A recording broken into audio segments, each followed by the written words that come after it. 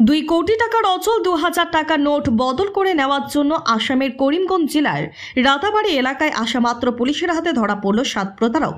ধৃতদের মধ্যে রয়েছে হাইলাকান্দি কানাড়া ব্যাংকের শাখা ম্যানেজার যশোরাজ টেকা, লোন অফিসার চিনলাল মৌন। এছাড়াও রয়েছে হাইলাকান্দির আনিয়ার হোসেন লস্কর, মোহাম্মদ শরীফুল আলম, বরপিটা রকিবুল হাসান ও নরবাড়ি দীপজ্যোতি বেজবড়ুয়া সহ আরেক ব্যক্তি।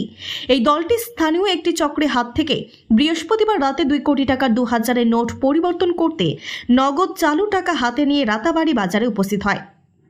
এমন খবর পেয়ে স্থানীয় পুলিশের একটি দল অভিযানে নেমে একটি বোলেরো, একটি ওয়াগনার গাড়ি সমেত ব্যাংক কর্মচারী সহ 7 জনকে পাকড়াও করতে সক্ষম হলেও 2 কোটি 2000-এর নোটে চক্রটিকে জালে তুলতে সক্ষম হয়নি। পুলিশের প্রাথমিক তদন্তে জানা গেছে যে ধৃত ব্যাংক ম্যানেজার বিশেষ চক্রের মাধ্যমে নোটবন্দির 2000-এর অচল নোটগুলো 25% কমিশনে সংগ্রহ করতে চেয়েছিল। তারা লেনদেন করার আগেই পুলিশ অগস্থলে পৌঁছে যাওয়াতে ব্যাংক ম্যানেজারের দলের হাতে থাকা 50 লক্ষ টাকা ধরা পড়লেও 2000 নোটের 2 কোটি টাকা প্রতারক চক্রটি ধরা পড়েনি।